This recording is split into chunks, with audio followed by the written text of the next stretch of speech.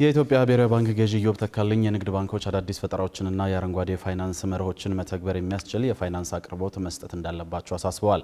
የባንክ ገዢው ማሳሰቢያውን የሰጡት የዳሽን ባንክ 30ኛ ዓመት የምስረታ በዓሉን አስመልክቶ ባዘጋጀው የማጠቃለያ መርሃ ግብር ላይ ሲሆን ኢትዮጵያ የምትፈልገው ባንክ ለአምራች ኢንዱስትሪው ድጋፍ የሚያደርግና በአፍሪካ ብሎም ደግሞ በዓለም አቀፍ ደረጃ ተወዳዳሪ ሊሆን የሚችል ነው ብለዋል።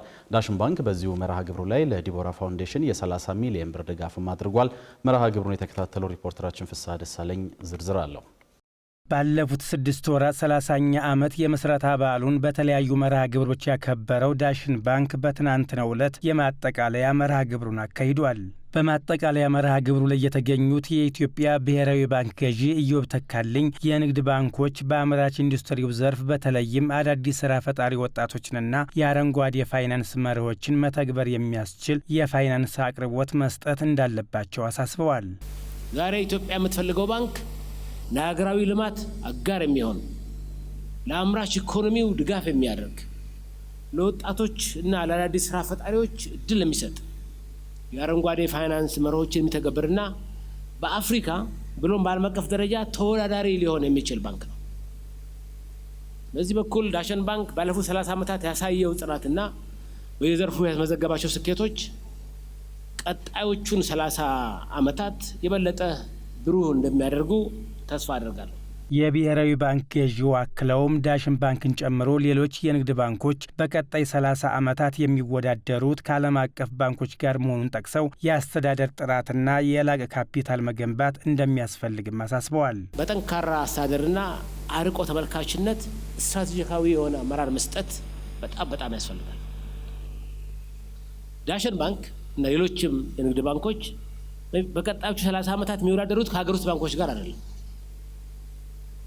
የዓለም የፋይናንስ ተቋማት እየገቡ ባለበት አዲስ የውድድር ምዕራፍ ውደት ውስጥ የሚገቡ ባንኮች ነው የሚሆኑት።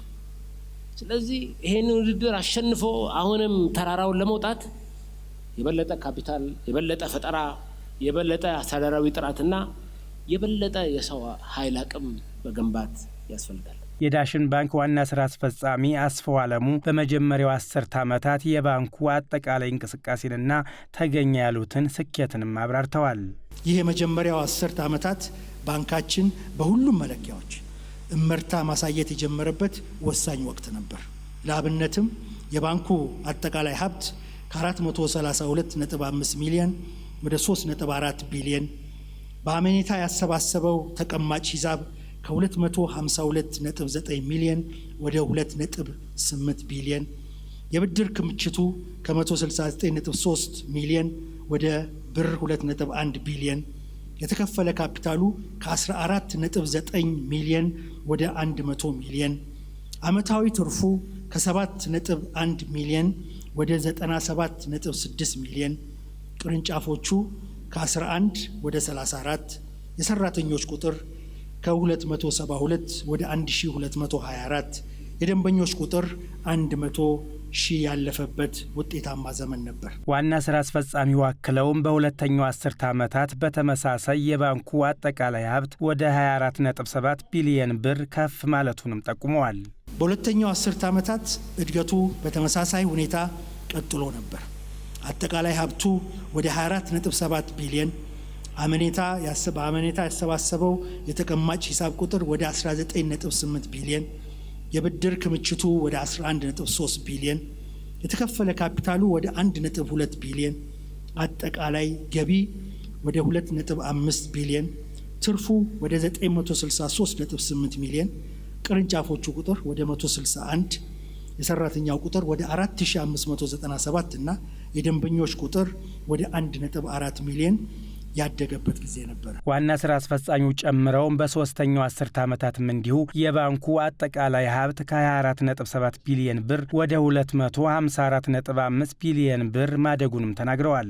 በሶስተኛው 10 ዓመታት የባንኩ አጠቃላይ ሀብት ከ24.7 ቢሊዮን ወደ 254.5 ቢሊዮን፣ የተቀማጭ ሂሳብ ቁጥር ከ19.8 ወደ 202.2 ቢሊዮን፣ የብድር ክምችት ከ11.3 ቢሊዮን ወደ 133.8 ቢሊዮን፣ የተከፈለ ካፒታል ከ1.2 ወደ 14.3 ቢሊዮን፣ አጠቃላይ ገቢው ከ2.5 ቢሊዮን ወደ 31.3 ቢሊዮን፣ ትርፉ ከ963.8 ሚሊዮን ወደ 6.7 ቢሊዮን። ባለፉት 30 ዓመታት በሀገሪቱ ውስጥ በተለያዩ ማህበራዊ ጉዳዩ ዘርፎች ላይ የተለያዩ ድጋፎችን ሲያደርግ እንደነበር የገለጸው ዳሽን ባንክ በትናንትናው ዕለት ባካሄደው 30ኛ ዓመት የማጠቃለያ መርሃ ግብሩ ለዲቦራ ፋውንዴሽን 30 ሚሊዮን ብር ድጋፍ አድርጓል።